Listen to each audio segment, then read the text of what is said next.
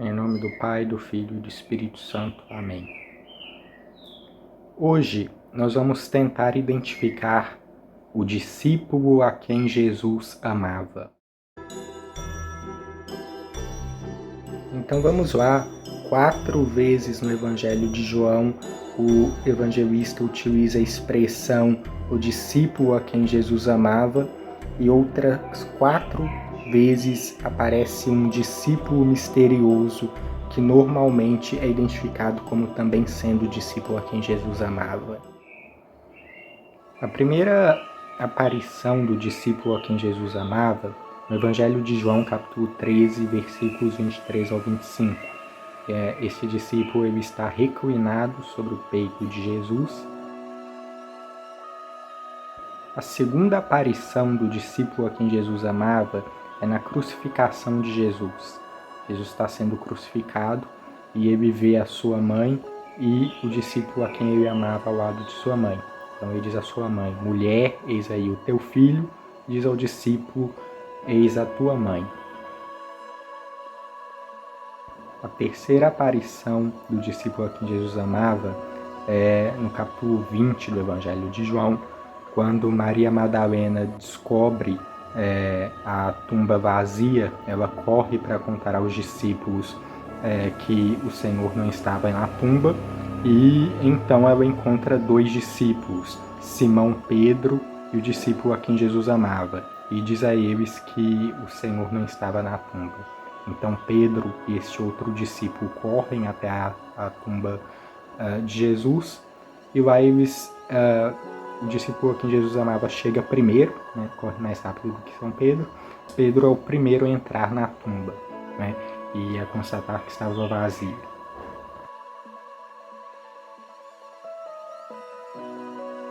Então nós temos algumas menções dele no capítulo 21. Primeiro, ele é um dos pescadores que está na pesca milagrosa dos 153 peixes. Simão Pedro pergunta a Jesus: Senhor, e este, o que será deste? Se referindo ao discípulo a quem Jesus amava, e Jesus responde: que te importa se eu quero que ele fique até que eu venha? Tu segue-me. E por fim, o Evangelho de João nos indica que este discípulo, o discípulo a quem Jesus amava, é quem inspirou o próprio Evangelho, é quem relatou e escreveu aquelas palavras. Então essas são as 6 aparições ou menções do discípulo a quem Jesus amava. Porém, também há outras 2 menções a um discípulo misterioso não identificado. Uma delas é no primeiro capítulo do Evangelho de João, nos versículos 35 e 40, que nos conta que 2 discípulos escutaram o testemunho de João Batista e seguiram Jesus. Um deles era André, o irmão de Simão Pedro, e André foi contar a Simão Pedro: nós encontramos o Messias, no capítulo 1 do Evangelho de João. Só que o outro discípulo, o discípulo que estava junto de André, não é identificado pelo texto.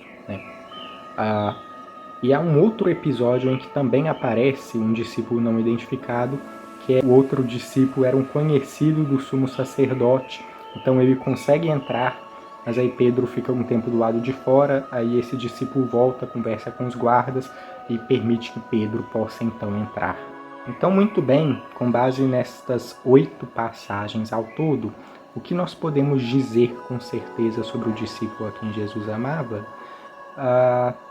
Não muita coisa, na verdade. Há muita especulação sobre quem de fato seria esse discípulo. Há um tradicional de que seria João, filho de Zebedeu, embora deixemos claro, o texto em si não diz explicitamente que é João, filho de Zebedeu, mas faz bastante sentido quando se consideram os eventos dos evangelhos sinópticos, né? Ou seja, os outros evangelhos são as nossas Bíblias, Evangelho segundo Mateus, Evangelho segundo Marcos, Evangelho segundo Lucas, né? Porque o discípulo a quem Jesus amava, presumindo que seja também o mesmo discípulo no capítulo 1 de João, é um dos primeiros discípulos.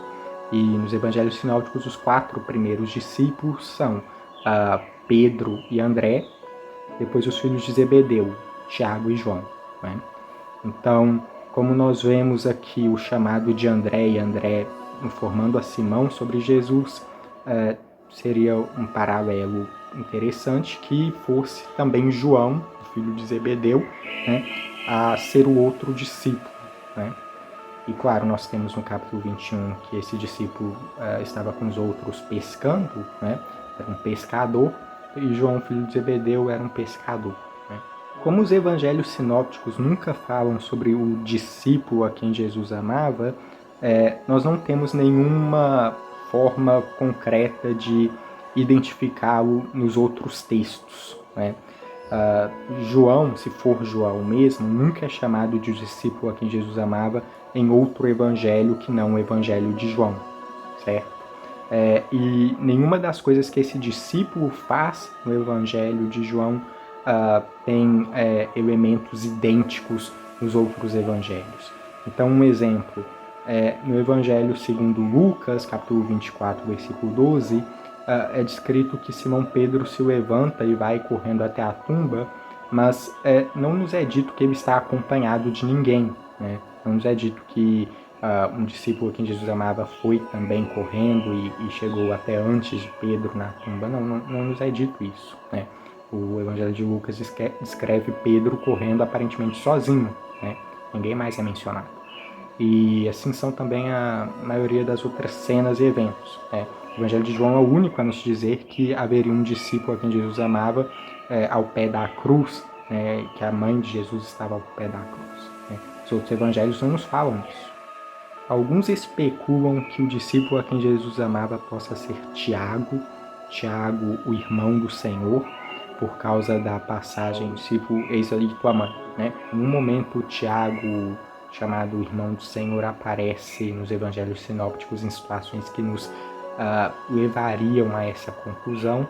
Mesmo nas outras cenas do evangelho de João em que os irmãos do Senhor são mencionados, não nos é dito nada sobre Jesus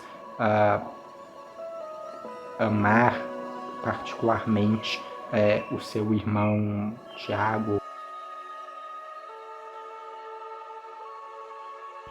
Finalmente nós temos Lázaro. Lázaro morre no capítulo 11 do Evangelho de João, mas Jesus o ressuscita, né? E o texto é bem claro em dizer como Jesus amava Lázaro, né? Isso é dito várias vezes, frisado mesmo no capítulo 11 do Evangelho de João, que Jesus ama Lázaro. Na verdade, meio que dois possíveis problemas, né? O primeiro problema é que Lázaro só aparece a partir do capítulo 11 do Evangelho de João e o discípulo a quem Jesus amava, embora oficialmente ele só apareça a partir do capítulo 13, ou seja, só depois de Lázaro já ter sido apresentado, supostamente também apareceria, talvez, se nós entendermos que o discípulo misterioso do capítulo 1 é de fato o discípulo a quem Jesus amava. Ele não é descrito como o discípulo a quem Jesus amava no texto, mas nós estamos presumindo que é o mesmo discípulo, né? Porque nós temos aí discípulo misterioso, né, que aparece mais de uma vez no texto, né? E de fato, né, o uso das palavras no capítulo 20 dá a entender que talvez seja o mesmo discípulo, mas enfim, detalhes. Então Lázaro só aparece a partir do capítulo 11 e por um lado faz sentido, porque o discípulo a quem Jesus amava só é descrito de fato a partir do capítulo 13, mas ao mesmo tempo dificulta se for ele mesmo no capítulo 1. Esse é um problema, essa é uma dificuldade.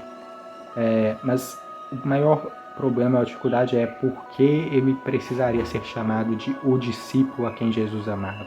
Tipo, por que deixar a identidade dele em segredo? Lázaro já foi não só mencionado, Lázaro já foi apresentado aos leitores, já sabemos quem ele é, já sabemos o nome, a história dele. Então, por que ele passaria a ser anônimo a partir do capítulo 13? Né? Isso não faz muito sentido, né? João, por exemplo, filho de Zebedeu, ele nunca é mencionado no Evangelho de João.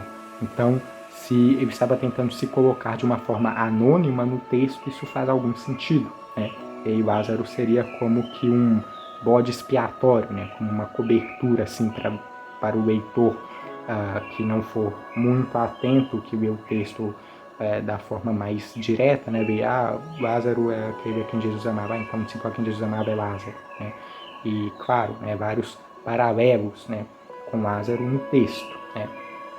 Mas sim, há essas duas dificuldades, né? Uma delas é a motivação do anonimato e outra é que o discípulo a quem Jesus amava já tem informação, vamos dizer assim, de eventos muito anteriores à sua apresentação, à sua primeira aparição no texto. Por que o discípulo a quem Jesus amava é chamado de o discípulo a quem Jesus amava?